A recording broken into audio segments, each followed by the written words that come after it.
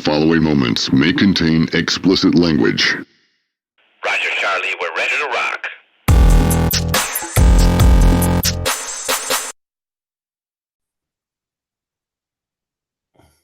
Welcome to the SNLF Dugout Diaries, where today we are switching it up and giving a side from Step 7 a chance to tell their story.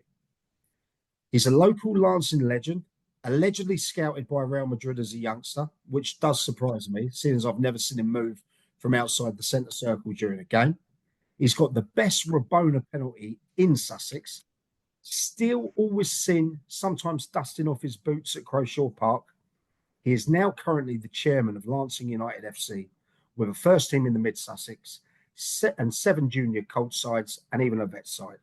Glen Souter, welcome to the Dugout. How are you? Mac, I'm great, mate. How are you? Nice intro. Thanks, mate. Really good, really good.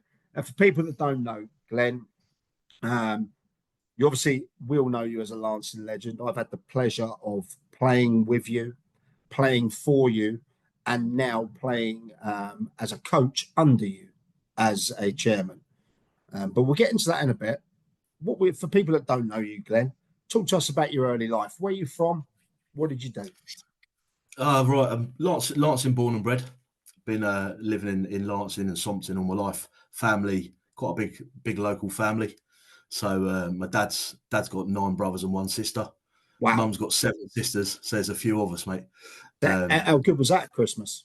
Yeah, well, ironically, I'm an only child, so I think they had enough of that, and I was enough for them, mate, to be honest. But no, I've always been in and around Lancing. Always worked in finance, so Okay. my job takes me far and wide. But yeah, always come back to my roots on the seaside, mate. And yeah, Lancing's a big place in my heart, especially the football team, the lads, and local football as well. A bit like yourself, you know, I'm a keen local follower of football, and always wanting the local teams to do well. But yeah, that's where I grew up. That's where I was born and bred. Started playing footy in Lancing when I was a wee lad. So my first foray into football was with the legend that was Dave Gurney, mate, who used to run. Gurns, I know Gurns. Yeah, so he used to run a club called Man of 30. Right. And I remember being a sort of 5-6-year-old lad going along, little chubby thing, you know, thinking he was nothing's was a player. changed then, no? No, nothing's changed, mate. Just got a bit taller. So yeah, going along and really enjoying it. Dave was a really good guy. And then Man of 30 sort of went its separate ways, and Lancing Rangers was formed. So yeah. I think that's like about 1982 Rangers was formed. So and they're still going. And they're still going. Massive club in the local area. Yeah, so I joined Lancing Rangers as a kid. Played for Rangers. Started to get half decent. And then got tapped up by a few of the sort of like local clubs that were a bit bigger. So I went and played for Worthing Miners for a little while. Team you all know well. Yeah. Joined the Worthing Miners crew and played for a lad called Dave Humphreys, who was a bit of a local legend then as a manager. Spent a bit of time there, and then was asked to go and play for Bognor by a guy called Mark Campbell, who's Stuart Campbell's dad. So Stuart Campbell was a very good player, played for Bognor, played for Pompey and the likes. And I spent probably 3 years at Bognor until like the under-16s. Had a fantastic side there, great social, great family atmosphere, and probably what I've tried to build the culture on now, actually. So Mark was a devoted manager. He'd have little things, like you go around his house and in his living room, he'd have photos of all the teams that he's managed on his wall. Love that. And his missus, I don't know how she let him get away with it. But yeah, literally every team he managed on the wall, A4 picture, brilliant. Just devoted to the team. But top guy. So yeah, and I was sort of trialing at different places when I was sort of 14, 15. I was on the Albion's books, got released from the Albion when I was 16, didn't make it to YTS. How did you find that when you were being released? Because for people that don't know, explain to them, because it's not around so much these days. Explain to them what the YTS system was then. Different route then, mate. It was cutthroat. So for those who remember, they'll remember a guy called Ted Streeter, who was a youth development officer at Brighton. He would sit and watch every single training session at Worthing Leisure Centre. I was coached by another late legend, Bobby Nash, who was heavily involved in East Grinstead. And in my sort of era, there was people like Kev Townsend, Jay Pickering. The one to make it was Kerry Mayo. So Kerry Mayo was in the same side as me, and he went on to obviously have a lengthy career. But I remember the day I got released, it was as cutthroat as this. After a training session on a Monday night, 15-year-old lad, under 16s, you walk to the plinth at Worthing Leisure Centre where people stand by the change rooms. You walk to the front of there, Ted Streeter will be on the plinth standing up. He'd call your name out and he'd say if you got in or not. And if you didn't get in, he'd say why. So you'd be like, Glen Souter, too slow, see you later. It was that cutthroat and off you went. It was a different game, mate. Do you think that kind of practice nowadays and I'm not talking about a woke generation, I'm talking about a more sensitive to the effects of mental health incidences like that. Do you think that would happen nowadays, being that kind No chance. I mean, in those days there was no academies like there are now where you've got different levels. You've got the elite level, you've got like the ones that pay to go. You either went or you didn't. You got selected. And there was only, one team that you played for. There was no sort of like junior levels or anything like that. It was a different game, completely different game. But obviously, so Glenn, you're 15 years old. The dream is to be a footballer. You're at the Brighton there. You turn up to find out whether you're been selected or not. You get the news that you've been cut. It is cutthroat. How are you feeling? Oh, mate, you just gutted. The whole world, you sort of go, what am I going to do next? Luckily for me, it wasn't, I wasn't setting my hopes just on that. I was quite academically bright, which a lot of people would be surprised about. But I was pretty bright at school, so I've done well on my exams and stuff. But football was a massive part of my life. And you might remember a guy called Graham Moxon, Danny Moxon's dad. Yeah, I know Danny Moxon. Yeah, so Danny Moxon was a couple of years younger than me. And he played for a team called Shirrell Heath, run by a guy called Larry Clay down in Bournemouth.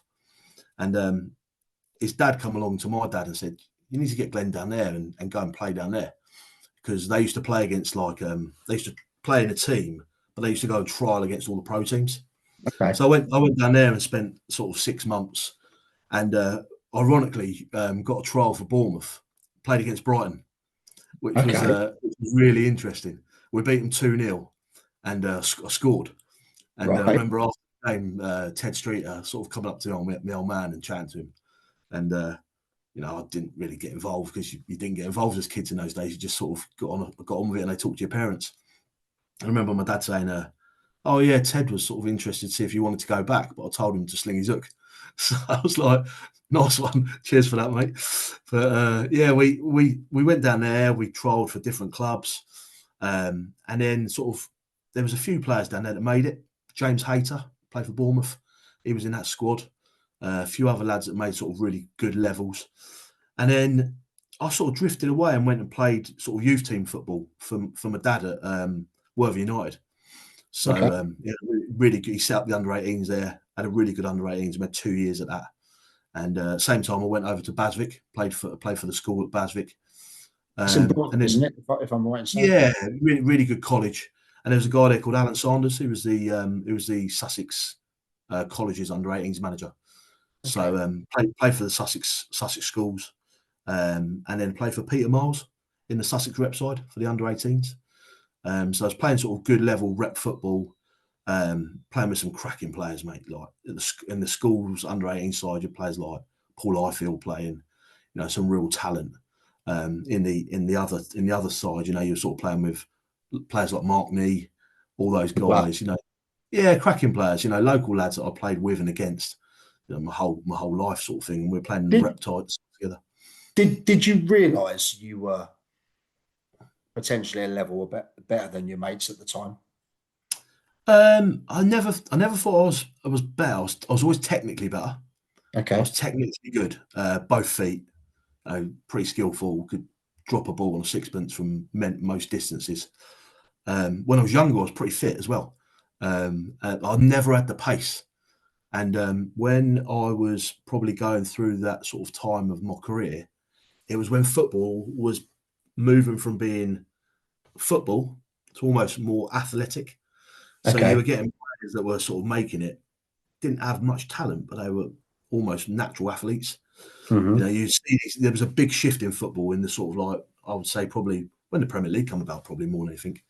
There was that period where, people did become athletes. You'd have players running 100 metres in 10 seconds, stuff like that, stupid, fast kiddies playing. Not technically good, but their pace would get them out of trouble. Mhm. I knew I had something about me, but it was the wrong place, wrong time for me. If I was born maybe 10 years earlier, I might have been all right. So might have given Jan Mulvey a run for his money. Possibly. So you've then come out of youth football. You then got the decision where, do I now go down the park local football route, Yeah, or do I try going to the county level, yeah. or if not better? Where did you go? Well, I was playing county league football from 16. So when I was Okay. playing youth football, I made my debut for Worth United in the April. I was 16 in the February, and in the April, I made my debut for Worth United against Lancing, ironically, at Culver Road. I bet that was quite special. Oh, it was amazing. I remember I was dating a girl in Arundel, and in those days you didn't have mobile phones. And I remember her home phone ringing about 4:30, and I was over there, and her mum went, "Your dad's on the phone," and I was like, "Oh, right." He's like, "Oh, Darren Treacy, he was the manager at the time. He's like, wants you to go and play for Worth United tonight." He's like, "I'll come and pick you up." I was like, "I can sound." So I was literally there like a shot, straight in there. Some great players, mate, in the team there. Some Jeff Rainsford, Jeff, Worthing legend. brilliant. Guy Whitehead, you remember Guy? Yeah, Desi Guile. Yeah, his boy's decent as well, Matt. yeah, Matt. Yeah, Matt's a good player. Davy Tregus. So Trees, yeah. Nigel Waller was up front. Nigel, Um, Graham, and Bigham. I know all three of them. yeah, so we beat Lancing that night, and I started right midfield, 16-year-old lad, and set up the winner, Nigel Waller with a header. The thing is with Nigel, you never knew if he was going to head it or handball it in. Never seen a geezer score so many handballs, mate. Absolute legend, Nigel. Good player. But yeah, that was my debut. So I went down that route, and then the first season there, done all right. Scored a couple of goals. Saw some funny moments though, just in men's football, mate. It was Like what? he had some characters in those days, like proper Yeah. characters. Jeff was a character. Do you remember Dave Clark, the butcher? Big Clarky? Dave Clark, of course. I actually had the privilege of playing centre half of him for Mate, maybe about a year, and the problem with him was he was fantastic, great leader, super strong. But I was 17, 18 coming yeah. up, and he really introduced me to someone called Stella Artois, and she weren't good for my development. And I remember a great story going down to Eastbourne. We had a bit of a battle with Eastbourne. We were sort of like it was the old county too, so county one now, as they call it. And I remember warming up, Clarky, like just warming up like normal. And, you go into the dressing rooms, have a team talk. And I remember Darren Treacy going, "Where's Clarky?" He's like, okay. Anyway, about 5 minutes later, he comes in. All right, lads, comes in, just gets his kit on. We go back out. And as we go back out, remember the Eastbourne, not Eastbourne Town, Eastbourne Athletic, with a running track around it. Yeah. Windy day, like it always is down there. I remember we're running out onto the pitch. Their management have gone out onto the pitch, gone into the dugout, and he's placed a full pig's head in the dugout, mate. It was like something out of some sort of gangster movie. And you see their dugout, mate, like literally shit themselves. Clarky's laughing his head off, obviously being a butcher. Got a pig's head in the dugout. I was like, mate, it's just like, and I was 16 going, what the fuck is going on here? But That sounds like Clarky, to be fair. Yeah. I once played football with him on a Thursday night down at Worthing United, where you were saying, And he actually stayed at the club. He stayed in the bar. He got so pissed. He stayed in the bar on the Thursday. He drunk in the bar on a Friday. Obviously, everyone's gone. So he's the barman, he's the customer, he's the one man talking to himself. And then he's found Saturday morning on the floor. So he'd been there. He'd been there for like 48 hours, just helping himself to the bar. Ended up playing the Stormer, and I think got man of the match. So that about sums him up. Right, that's how it was. So, but I played that season with those boys, and then there's a manager, well, another Lancing lad, real great lad, a lad called John Bailey, scaffolder in Lancing. Yeah. John, I remember coming around my mum and dad's house like, I'm going to be running Lancing next year. I want Glenn to come and play for me. So I was like, you ain't got to ask me twice to go and play for Lancing. I've always wanted to play for Lancing. You know, then it was grass pitch, beautiful pitch, lovely stadium. You know, it's a real old-fashioned place, Lancing. Some great people behind the scenes. You know, Pete Towell, physio. Pete. Yeah, absolute legends. And went and played there with, and there was some players there, mate, who sort of I probably grew up with and played a lot of football with. People like Darren Woodsy. Oh, yeah. He ended up being World United manager for a bit as well. That's it, yeah. So he ran Lancing United with Beansy as well for a little while. So Woodsy was a great lad. Clive Towell, absolute character. Yeah. Murray Forrest, absolute mountain of a man. People like Kevin Platt and Steve Pickles. Pickles is one of my Stevie Pickles is one of my favourite players that I ever played with. I broke into a Sunday side you know of called the Clifton. Yeah. And I was again 18 at the time. And he was my partner centre half. He talked for a whole game. He had ankles made of pasta. Yeah. So he'd only play like when the ground got a little bit soft. Okay. But his knowledge of the game, his game management, his intimidation, dark arts, tactics. He was a class act, mate. Stevie G sort of player, wasn't he, in the middle of the park? So. He was someone you would always have in the trenches all the time, you know. So I can't speak any highly of Steve Pickles and his brother Spence. Yeah, Spence was a good player as well. Just Spence a lot to be more than Steve. And Steve was one of those players, never washed his pants. Always had the same pair of pants, mate, the whole season. Never washed them. Bad. But no, we had a good season there. But John was a bit of a character. That season, I had a really good year. Really, I played right wing back. I was up and down the flanks as a right wing back. But I was still at college at the time, so still playing for the Sussex sides and stuff like that. And I mean, we had some great teams in that league. You know, like East Preston. So I remember playing for Sussex schools on a Wednesday afternoon, playing the middle of the park, coming back, driving back, getting a Mackey's on the way home, playing for Lancing on the same night. So second game in a day, having to mark Terry Withers, and thinking, Twister. Twister was class, mate. And marking Twister after doing 90 minutes earlier in the day was tough work, mate. If he's listening, the impression he don't like me as well for some reason. Who's that, Twister? Yeah, I'm not sure why. Maybe I'm. He's a legend, mate. You get him on here. He's got some stories to tell. Yeah, look, I've got no problems. I think he was a quality player, but one of the best players I played against in that era, definitely. Yeah. Alongside the likes of like Anton Romaz, people like that. Okay. Played for Chichester up front. Some class players in that team. But no, we had a good season. I actually won Player of the Year that year, my first year. So I think I was one of the youngest players to win Player of the Year. I actually won Players Player and Players Player of the Year. But the committee wouldn't let me have both awards, which was funny. And I remember John at presentation night. He went onto the stage. He's like, so he gave me manager's player. And then he went, the winner of Players Player is not actually going to accept the award because he's not allowed to. So the winner of Players Player came second, and it's this person, and gave it to them. And I was like, oh my God. John got sacked after that.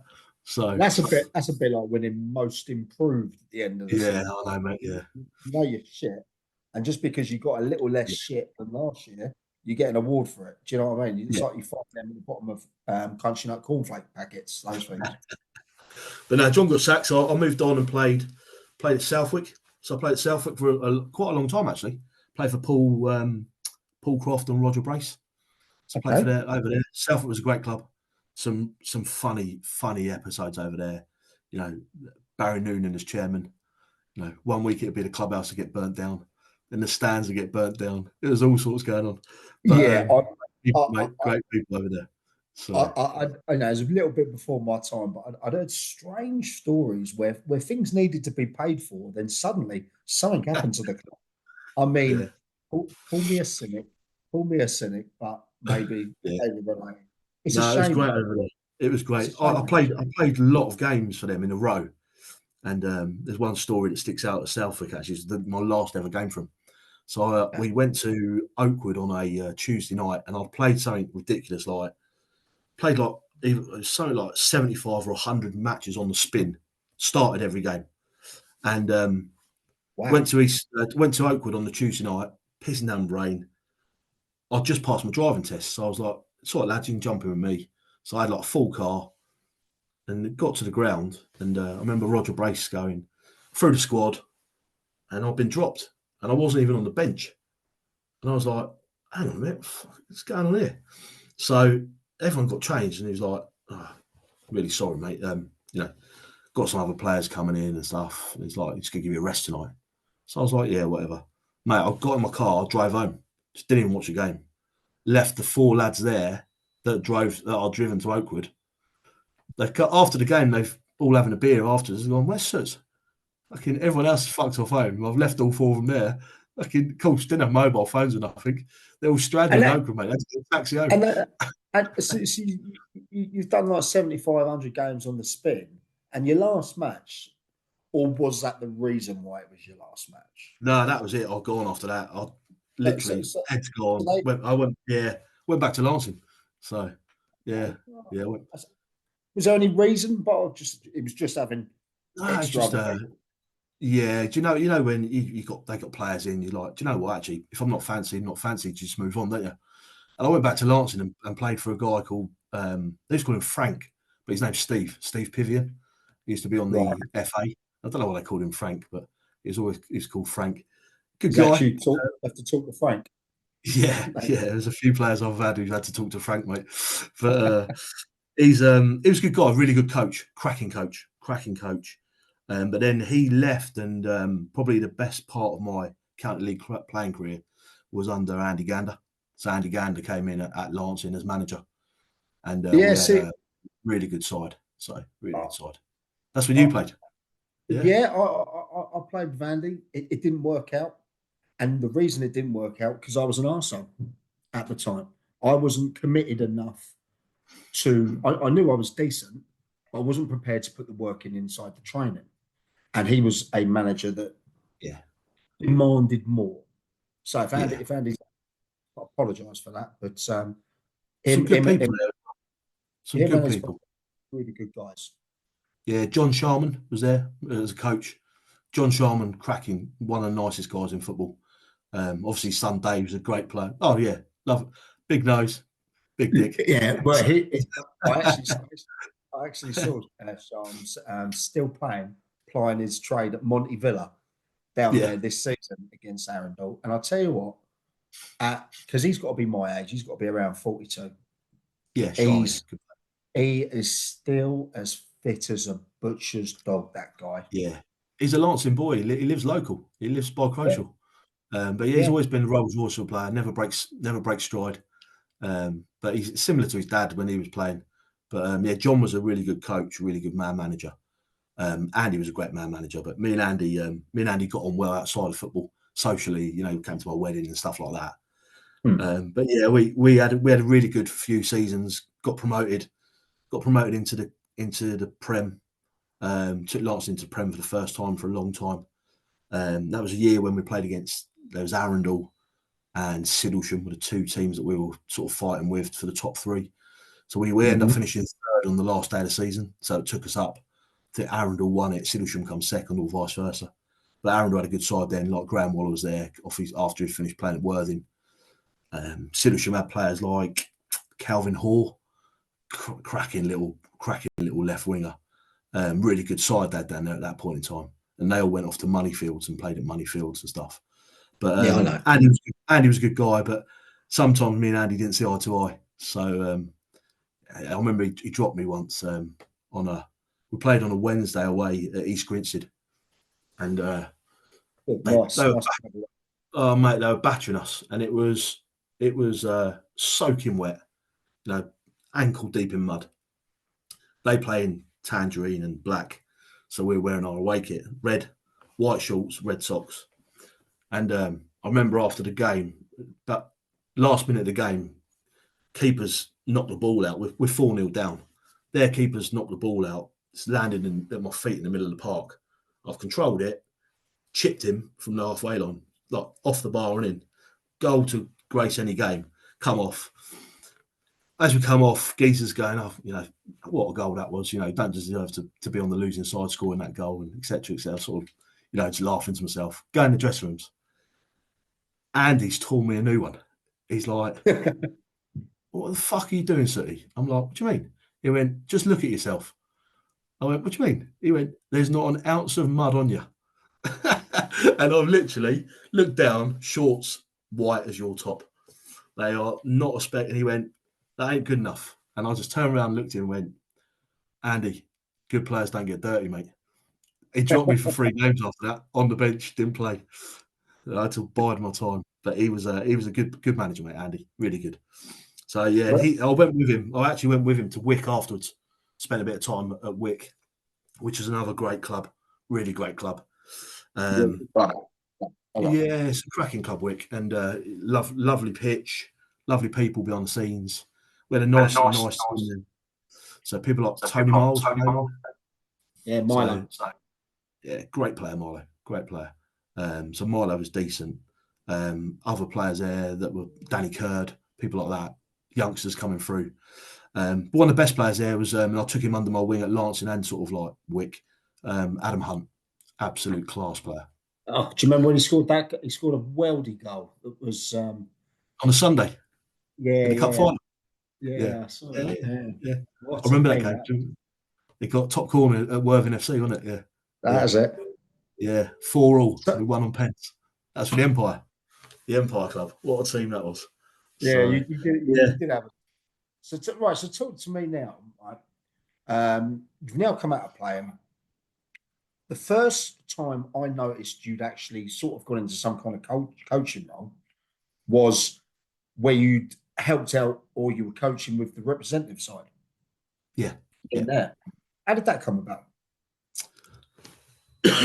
So I was playing for Lancing Utd at the time in the West Sussex League with Beansy. So there was a lad called Adi Konetsky who ran Petworth, and he also ran the most dodgiest gambling thing in Dubai. Yeah, I know that. Yeah, so there was us and Petworth had a proper rivalry. Right. We were in the West Sussex Prem at the time with them, and we were both sort of vying to sort of like beat each other. And we had proper ding-dongs with them boys up at Petworth. There's Rob Terode, one of their boys. He's a tough character. But we got approached by Chris Bridges at the league and said, look, we were going to do a rep side. Do you boys fancy running it between you? So I was like, yeah, me and Beansy were like, we'll have some of this. And we got AD on board and we sort of got a bit of a friendship with him. And we pulled together a fantastic team. I mean, that what West team Sussex, we had? Oh, mate, that West Sussex League, there was Angrin, Newtown Villa, Barnum, Lancing Utd had some good players. There was all sorts. Petworth had decent players. Billingshurst, some of the teams that you now associate with county league football were sort of playing there. Dorking Wanderers. I remember playing for Lancing Utd against Dorking Wanderers in the West Sussex Prem 10, 12 years ago, probably. And the live Q&A we had with Mark White a couple of weeks ago, he charted how they started in those leagues, Crazy, but no, I enjoyed. I'll never be a coach. I'm not a coach. I'm more of a manager. So I'm not someone to set up a session and do some coaching.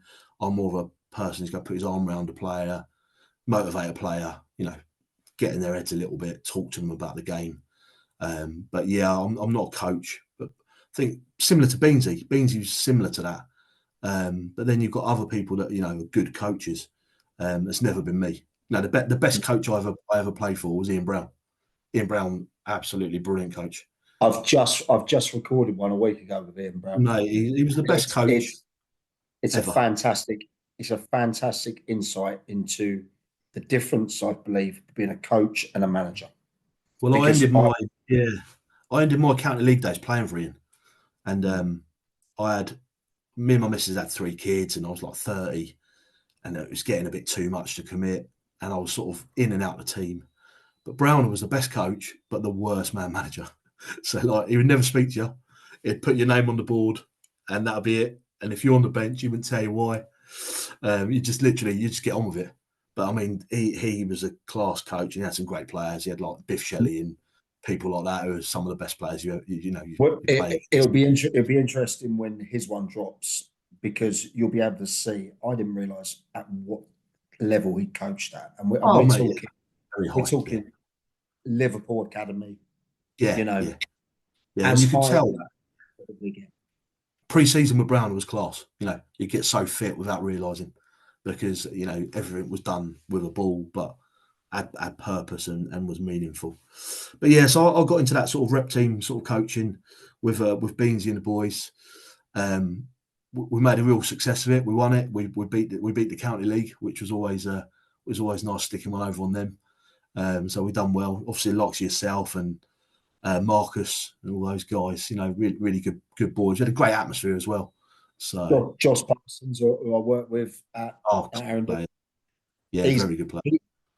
I don't think the lads who he coaches now realise how good he was. I mean, he was by far one of the best players I'd ever played with. He could get around the park, and technically very, very good. For a small lad, great in the air, a bit like Martin E. Amazing in the air for his size, and good player, Josh. Really, really good player. Some of the lads from Newtown Villa as well, so unbelievable players. Cogger, loved Cogger, loved Hodder, as well. Yeah. So talk to me now, right? So nowadays you are chairman of Lancing United. Okay, I'm privileged to be one of your coaches for the under-14 side. You give the coaches and the managers, the players, the supporters, the parents every chance to succeed. What people probably don't know is it's not just a step 6 side or a park side that you've got there. Talk to us about the ground, the lease, things like that, stuff that you and your people did behind the scenes. Yeah, so that's a sort of legacy piece that we're sort of trying to work on, and it's probably gonna be there forever, which is really important for me. So big credit to Ron George. So Ron George was involved in the club when we went into the county league. So Beansy took us into the county league. We got the pitch done. We got a lot of grants, and we started. It all came about via just a real innocuous chat I had with a guy that I know who was a counsellor, and he said, Brighton are moving into the area to do a training ground, and he said there's some Section 106 money coming around. I was like, okay, fair enough. I went, how do I apply for that then? He went, well, how much do you want? I said, we've got some plans. I went, 20 grand? He went, leave it with me. And this was like on a Wednesday or something. My missus come on the Saturday. I was getting ready for football on Saturday morning. My missus went, there's a letter for you at the door. Open it up, checked my Velby. 25 grand. Wow. Made that to Lancing Utd FC. And I was like, what did you want? What did they want back for that? Nothing. It was just their investment into the community, because they had to put so much money back into the community because they were building the training ground in Lancing. So we were like, that's our kickstart. So we went to the council. We went, look, we want a lease on the ground. We want to knock the change rooms down and build new ones. So they went, okay, there's no worries. You got to give us a PG on it and all that. And we were like, whoa, hang on a minute. I work in business. I know how it works. So me and Joby and Ron set up a limited company. So Lancing Utd Limited. Gave them the limited company details. We're the directors there. And then we started applying for grants for the FA. and it just spiraled. So we were like, Can, we can, had can like, you just, can you touch on that, please? Because yeah, one of the big things in grassroots football at the moment is funding. Okay. yeah, Councils are always charging too much, in yeah. my opinion, for this.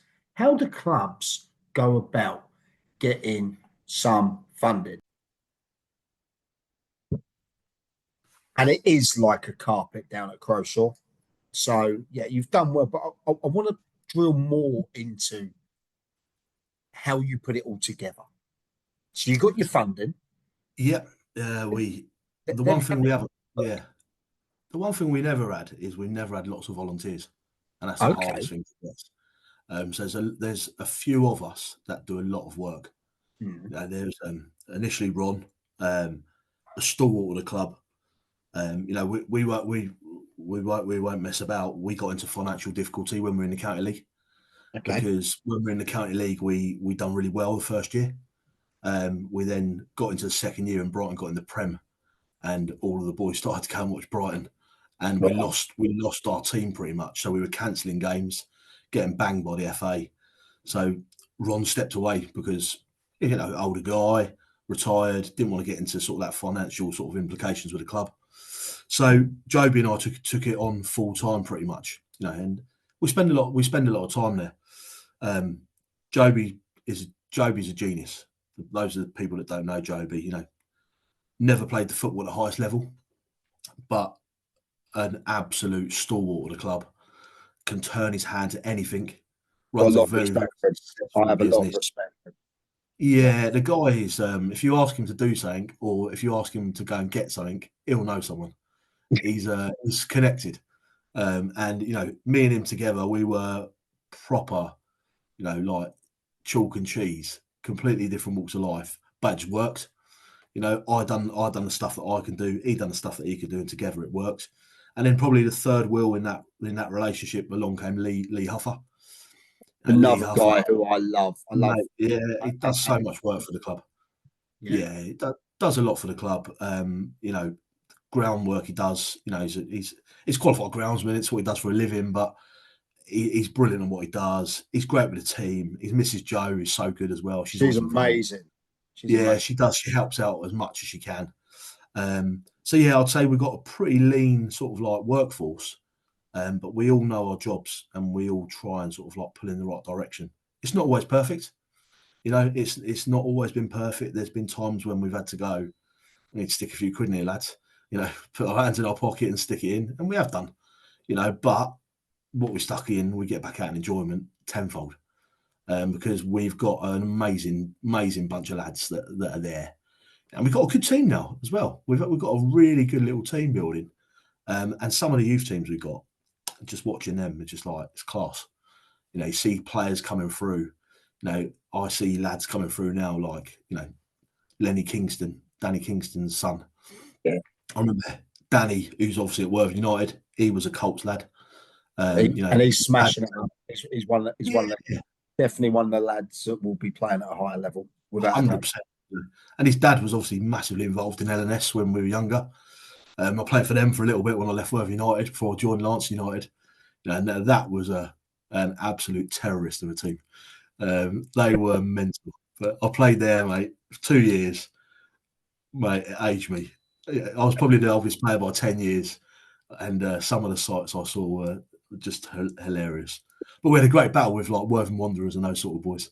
Don't be incriminating them on it, because I knew what went down. No, it's just so funny. But good bunch of lads. But yeah, in terms of Lancing United, Talk to me about now the it's youth. all about the youth. It's all about the youth. Yeah. So when I first joined Lancing United, we had 4 teams, 4 adult teams. Okay. And no youth teams at all. And people would go, oh, we've got all these players coming through. And, you had the 4th team that was full of like players that were like 45, 50. But, great bunch of lads, big social.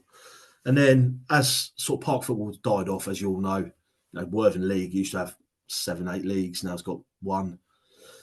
All these teams died away, and we ended up having 2 teams. And then eventually the first team folded after Andy Bainbridge walked away from it. Again, he had a great first team there. but just a bit of discipline troubles. We had to fold that team. So I got left holding the baby running the first team. And I was running the first team in the Mid Sussex League. And I was thinking to myself, I can't see much of a future here. No, it's not much of a future here. And, we're not attractive to players coming in. There's no pathway. And my lad was playing for Lancing FC at the time, like under 8s, under 9s. He's a decent player, your boy. He's all right. He's got his mum's pace, luckily. So, or the Milkmans, I'm not sure which one. But he was playing for Lancing, and then there was a bit of a misunderstanding about something which I won't go into. But basically, we got booted out of Lancing FC, me and about 6 other parents, and I was fuming because I played for Lancing my whole life, I was like, hang on a minute, this is a big misunderstanding of something that's going on. And I lost my temper a little bit, got the hump. So I said, fuck it. Which for people that don't know you are you're a cool, level-headed guy. You don't have steam coming out your ears. So that's surprising. No, so I was like, do you know what? I'm going to set my own youth club up. And I'm going to be a bit of a sort of, a maverick around here, and I'm going to do it differently. And I sat down and I said to myself, actually, I haven't got to build a team. I've got to build a club. So if I build the club, the team will come. And it did.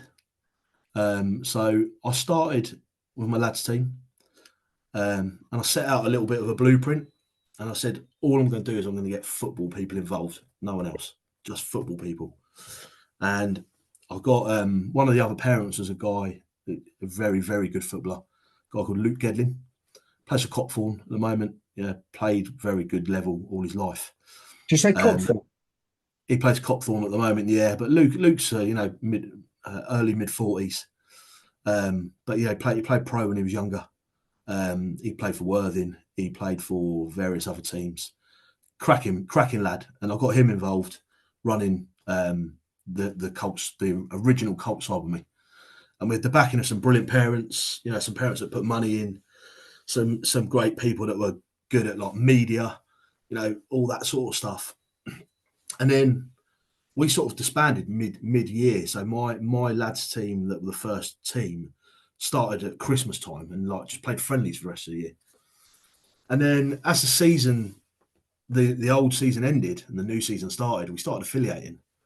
And I kept getting all these people going to me, would you let me come and join your cult side? And I was like, what do you mean? And they were like, we want to bring a side across, different age group. So I was like, yeah, okay, go on then. So we went from 1 team to 5 teams overnight, like literally 1 to 5. So that was a whole different ball game because we had Crowshaw and we were like 1 adult team playing 11 aside, then the 5 youth teams. So they were all small-sided at the time. So you had like the little pitch, and we had pitches marked across sideways. But I had people like Duncan Green, amazing goalkeeper, a lovely guy. He came around the side. Mark Curran come around the side. He's a good guy. John Rodey come around the side. Like Dan Rodey. Ford come around the side. And look at the man now. Lee Garnham, Neil Harris, Jordan Saunders, yourself. Lee Longest in the shower gone. Yeah, mate. Lee Garnham as a youth team manager, I've never seen anybody so besotted by running a football team, mate. The guy is, he's an enigma. He is so committed. But I've always based my teams around football people because I know what I'm going to get with those people. One of the things, and I don't mind saying it because it's the way we run the club. We're different to other clubs. A lot of other clubs go, bring your players in, don't matter how many we got, they're all welcome. That's not the case with Lancing United Colts, mate. I sell it to the managers that it's your franchise. Yeah. As long as you abide by the rules and you don't get the club into trouble and you don't do anything you shouldn't be doing, you can pretty much run your side how you want to run it. But I want you to run it to be successful, for the boys to enjoy it. And I don't want you having to let people down week in, week out by having 20 players for a 9-a-side or 7-a-side team. There's no point in that. So I've let people run the club or run the teams how they see fit. And they appreciate that. Just let them get on with it. And if they need anything, they know where I am. they can come to me to ask for help, and I'll let them just crack on. So we went from 1 to 5. We went from 5 to 10, and we started having to sort of sublet other grounds out. Some of those teams dropped away. We're now at 7, I think 7 or 8. But again, all good football people involved. Hard work, very hard work. Juggling stuff. We try and be cost competitive as well, but still have good equipment. All that stuff. I'd like to jump in there and say I actually think you're probably too cheap, right? Because and look, and don't be putting my prices up now, I'll tell you. But what I'm saying is, I think we pay, and for the people out there, this is legit. I think we pay about 150 a year for the boy each. But out of that, if you've got to go and see these facilities down at Lancing United, you've got to go and see the pitch. You are playing on a flat carpet pitch that is barriered around in a really nice area. Changing rooms are fantastic, as Glenn's already said. They've got TVs in the change rooms. It's got hashtags on the wall. It's beautiful. It really is. It actually puts some of the county league change rooms to shame. It really does. And then upstairs, you've obviously got a little bar up there as well. You've got a little outside barbecue facility. Anyone that hasn't been down to Crowshaw Park, I'd say you should get down there on a Saturday or Sunday. Just have a look and just see. Look, if your boy or your girl or your uncle that still thinks he can play football wants to have a game, get down there and have a look. But and I think for us, mate, it's been the making of the club. Because we've got people like Lee running the side. He's in love with the club now. He plays for us on a Saturday. What a player to have our little Mid Sussex Div 3 on a Saturday. Considering a couple of years ago he was turned out at Wembley. He's at Wembley. And exactly, if you speak to him, tell him to reply to my bloody message. I'm trying to get him on. I will do. And he's got. We've got some great youngsters as well. We've got some cracking youngsters. We've got the likes of Mo Pannell, who's been at Worthing United, has come back and playing for us. Brendan Hanley, great little player. Herbie Evans, another one that we nurtured and brought through and passed on to you boys. And Herbie's one that's now with me. And I told him a little story. Now you mentioned Herbie. I told him a little story. He asked me why he weren't being selected. Okay. And we actually played a pre-season against your lot. You battered us, men v boys. It was literally men v boys. It was good, wasn't it? But he played for both sides.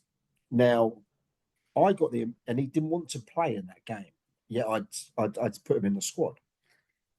And I honestly thought he'd lost his bottle. I thought he was bottler.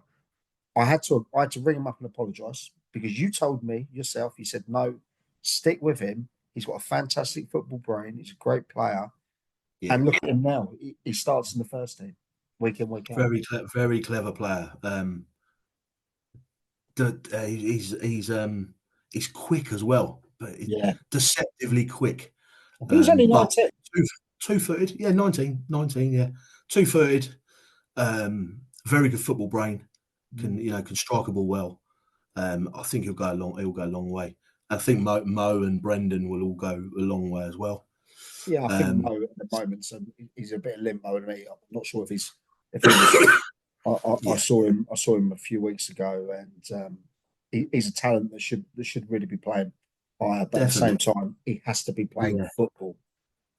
The other one is Archie Taus, class player, class little midfielder, mate. He's Edgar Davids, the white Edgar Davids, mate.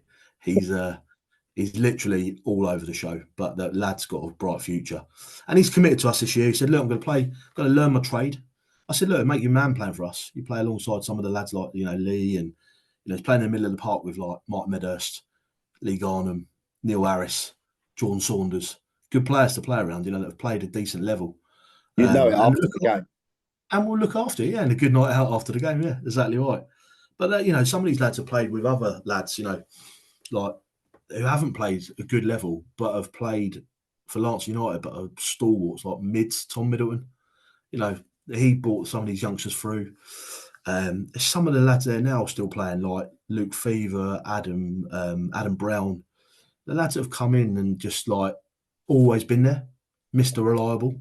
And that's what you need at park football. You know, you need commitment. And I mean, I've heard some excuses, mate. God, you know, people not coming to games for certain reasons. But, you know, these lads turn up week in, week out. You know, they're always there. They give you a fiver and off they go. But we look after them for that, you know. We look after them for that. There's always a couple of beers for every player after the game they don't pay for. You know, they have the best kit. We've got, you know, lovely Adidas kit, tracksuits. So you're saying I sign on for you, I pay a fiver, I only get 2 pints. So rather than me going down the pub on a Saturday, you know what I mean? I'm getting buy one, get one free paying for you, you know? Mate, after every game, I reckon three crates in the fridge. Everyone's helped themselves off the day. It's I've seen it. It's one of those things, you know. We just do it because we can and we enjoy it. But So- yeah, it's interesting, mate. But we know one thing we make clear: we know our status and we know where we sit in the pyramid. And my job now is to keep the legacy of Lancing United going. Mhm. You know, a lot of youth team players that we've got now will be too good to play for Lancing United.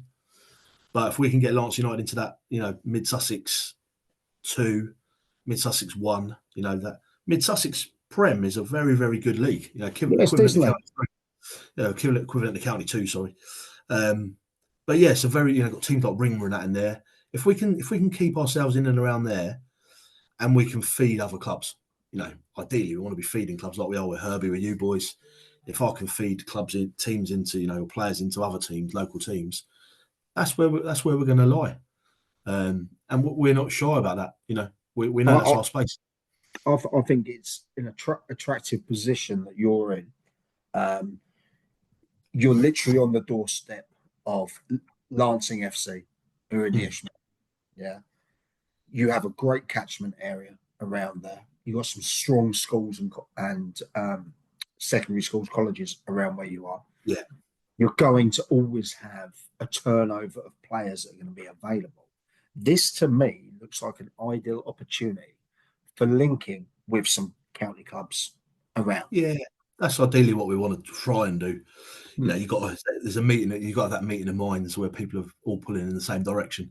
Of course, and there is some dinosaurs in some of these other clubs, and I won't beat around the bush. And I'll say, you know, you look at some of the committees on some of these sort of county or Ishmael clubs, and you go, some of the stuff they do is a bit backwards. You know, they've got to get with the times. Football's changed massively. You know, when I was a lad, you know, all I did was play football. You know, didn't have a phone, didn't have anything else to, you know, distract me. All I did was play football. Nowadays, it's completely different. Can I touch on that? How football's changed? Because I've had experience of working with various managers, coaching as well. I feel like I'm an older school player, older school coach. I'm seeing more and more of a change in the youngsters, the 16 to 18-year-olds. A classic example, previous in the season, a 23 side I was running, got battered straight away. First thing they want to do, open up their phone, check on their bets, check who's sent them a Snapchat, see what the bird's doing, whether she sent her a nude or not. Do you know what I mean? Those kind of things before we've actually processed what went wrong in the game. Is this what you're saying? 100%. 100%. Not just that, little things, you know. I remember playing with, you know, county league. You used to have to wait for a phone call from a manager on a Friday night or Thursday night to tell you were playing on a Saturday. And now these lads are going, you know, WhatsApping the manager direct, going, am I in the squad? If I'm not, you know, I'm going out with my missus, go shopping. Hang on a minute, you know, I give you as much commitment as you give me. So if you give me half the commitment I'll give you, you're going to do all right. Because, you know, I'm asking you to do 12:30 till 6 on a Saturday, 100% commitment. No, that's what, 5.5 hours. By the time you wake up on a Sunday morning, I'll have done another 5.5 hours already, washing the kit, cleaning the change rooms, doing a match report, doing the match return, all that kind of stuff. Yeah. You know, you don't ask much from the lads these days, but the commitment levels, I think, are poor to say the least. What about shitty little things? I mean, I'm trying to ban them from where from the Colts team that I'm involved in with you. These little shin pads, the size of less than a fag packet. Do you know? Mate, it's And this is a serious point. dangerous. Yeah, Serious point. All it's going to take is a boy or a girl to have a double leg break yeah, because they're wearing these little smaller than Grealish shin pads. You know, yeah. Shouldn't there not be something brought in that says they Oh, mate, can't? totally agree. You know, we get it all the time. You know, small shin pads, people cutting their socks in half. You know, Don't. this year we bought like 75% of our socks are sleeves because everyone else, you know, either cuts them, and then you know the sleeves go missing after 1 week. Someone's taking them home. It's some of the stuff, mate. Is just completely different. Social media, you know, like I say, on the phone straight away after the game. You know, we've had some scenarios, players on the phone at half times and stuff like that. You know, some of the funniest stories that we've ever had in our team have been like involving mobile phones and websites, mate. We've Cully might have mentioned one to you, but we stitched a couple of players up. We set one lad up on Grinder, and he didn't realise. And For people that don't know, because I don't know, can you tell me what Grinder is, please? so Grinder's a gay website. Is it? Oh, and okay. and these we were getting these messages back from people asking him what he does and that. We got people to come to a game to watch him, and No, you didn't. yeah, and he didn't know, and it was so funny. But we've had other lads like literally had them on strings, mate. Like we had one lad, we set up a fake Twitter account and started like DMing him, and Joby was doing it, and me and Cully were involved, and it was so funny. Like, we were playing a game down at down Selsey way, and we were winning easily, going at half time. See this lad, I won't mention his name because I don't embarrass him, but see this lad checking his phone. And like, I could see Joby in the corner of my eye while I'm doing the team talk, messaging him via his phone to him, sending him like a DM and that. And you can see this other lad answering the DM during the halftime team talk. And then we go out for the second half. I jog out, Joby jogs out. Joby goes to me, sirs. He goes, "You've got to take this over." He went, because he's on the verge of sending me a picture of his cock. And mate, it was so funny. We teed him up to meet us in a restaurant in Brighton, and then we didn't have the art to go and do it, so we outed him in the end. But we've social media, mate, it's a killer. It's a killer and phones in the dressing room. But are you like me that clubs these days have to embrace social media? Otherwise, they're just going to go south. They have to, don't they? Mate, 100%. It's the root to all evil, but it's also the root to all income. Yeah. A lot of clubs, and you know, getting people through the door. You know, I see you do a lot of that. You know, I know you've got some really loyal followers at Arundel. You know, some of these guys worship everything you do, mate. It's really good. You know, and they're the people that spend their money behind the bar. You know, in the burger hut. Yeah, they buy a program, they buy a scarf, all that kind of stuff. It keeps the club ticking over. It's really, really important. Really important. You have to have those supporters in, because I don't know if you can comment on this. I don't want to put you in a position. Actually, fuck it. Yeah, I will. Right.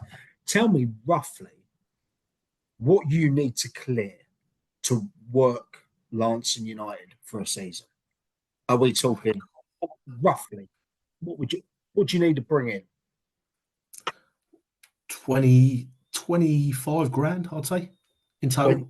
5 grand. So that is a big number. Yeah. And if you that's including the Colts. Yeah, of course. But you've got 25 grand there. Yeah. And the lucky thing is you don't have to pay for your own pitch, because that is your pitch under the lease, whereas other teams have to. But what these days, what are referees' fees and that these days? So a ref in the Mid Sussex League is 42 quid. That's so reasonable. We pay. Yeah, it's not bad. So our match subs cover that every week, which is good. Then we make a bit of profit on away games, obviously, because the lads pay 5 on away games. You don't pay for that, but then obviously that goes into getting the beers when they're at home. But there's little things like, you know, people go, "Oh, you're lucky you pay for your own pitch." We got to look after that pitch. Council don't do anything, right. So we have to maintain everything. We have to maintain the building. We have to pay the council, you know, £500 a year for our lease for the building. And then we have to pay all the rates, water, Like business electric. rates. Yeah, exactly, all that sort of stuff. So with that sort of lease comes quite a bit of responsibility and quite a bit of outlay.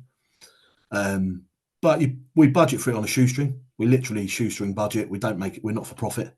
No. If we have a bit of surplus at the end of the year, it goes into a presentation. That's it, and we start again. And then that's it. Off we go. So what It's tough. It's tough. And you get left field stuff coming in as well.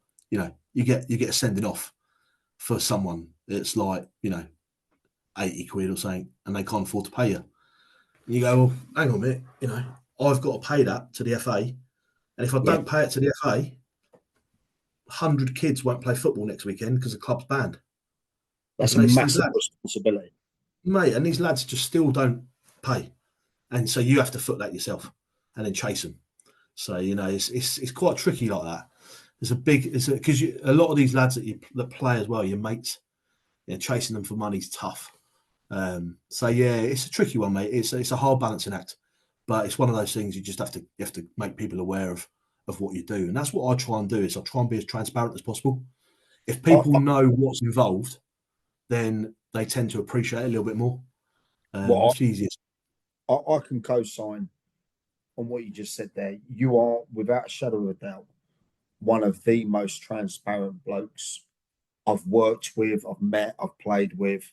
You are a fantastic guy in there. People don't see the work that you put in behind the scenes. Joby, Lee, Joe, everyone there. And it's fantastic that you get these games on. So I think as we conclude, as we wrap up here, what happens if Glen Souter walks away tomorrow? The club will still go on, mate. I think in my son, he's seen me grow after that club for such a long time. I always say to him, what's your next steps, mate? Where are you going to play? You're going to go and play county league next year. He plays for Sten in his under 18s.